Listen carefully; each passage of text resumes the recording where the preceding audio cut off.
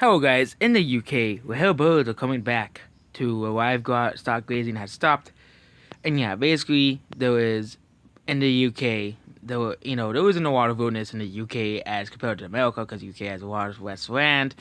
But yeah, a friend said that and basically the UK wasn't keen on UK's wilderness and its bowlands and bell uplands compared to the wild strands of whirlwind and tropical forests that could be worldwide readily abroad.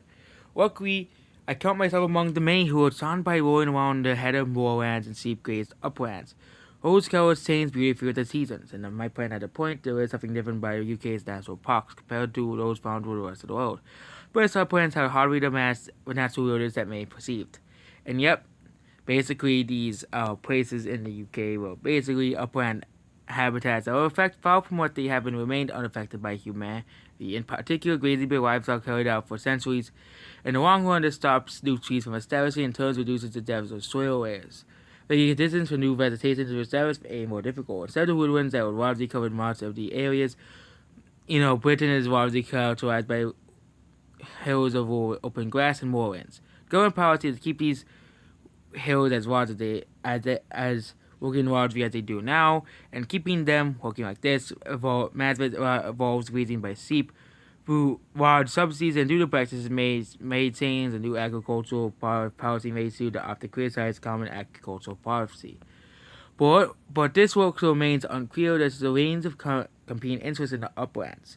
Some wish to reroute vast swaths of the land, while others want to intensify farming, forestry, and other commercial interests. And yet the UK stands at a crossroad and interests are rapidly declining. Whatever path is taken here will have an impact about the animals that live here.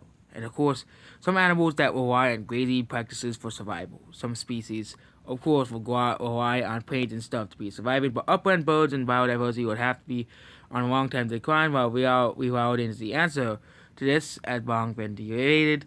And yep, the beautiful British landscape, of course. These marginal areas have low financial poverty who farm the land, and yet arrange for other activities such as goose shooting and financial forestry, and yep, and going to the research itself. It's important to consider the history of Britain's upland and lands as truly natural habitats. The UK is one of the few relatively small deciduous woodland to a extent deciduous forests to cover most of the British uplands. For example, 1% of native pine forests once covered 1.5 million hectares of the Scotland Highlands remain today. These woodlands provide homes for many species that live in the UK, and for centuries farming has shaped the upland landscape to what it is today. Predominantly bare landscape dominated by moorlands, with grasslands, peatlands, and other wolf vegetation. And yet these marginal areas, and of course they don't really have a lot of and farming is tough in the uplands because it's of course a struggle to remain profit.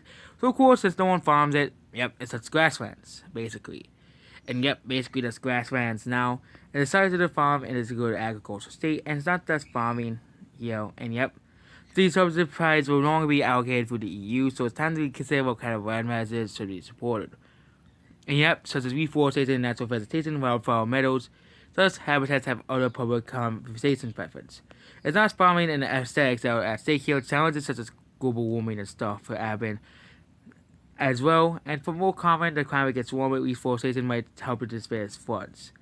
And yep, and basically that was what we were already in any form of restructuring land management, and basically railbirds have been viewing. Okay, we haven't got to the railbirds yet. And yeah, let's get to the railbirds. So, yep. Birds have been appearing in these places. And yeah, little arbors and stuff. And yeah, let's get to the birds. So, metal pipits are found in treatment areas, and yeah, let's focus on them. We're looking at metal pipit nests. There are real birds that we will not find here, and yeah, there's other birds that are found here, and the real birds that have been found here. And there is a debate. It's the bird species rodents that need time to respond in terms of grazing management, and foods that plant structures have responded early. And yep, the experiment has expected on plant species witness, which we detected, and perhaps held back fast-growing plants with dominating. Which will remain the same in another decade will be unclear. And yep, there's seeps also grazing here, and yep, there's a water birds and sheep, water whale birds, and yep, there's a lot of birds and sheep. And yep, whale birds have been seen in the UK return to the wild, basically, when livestock has stopped. That's basically it. Goodbye.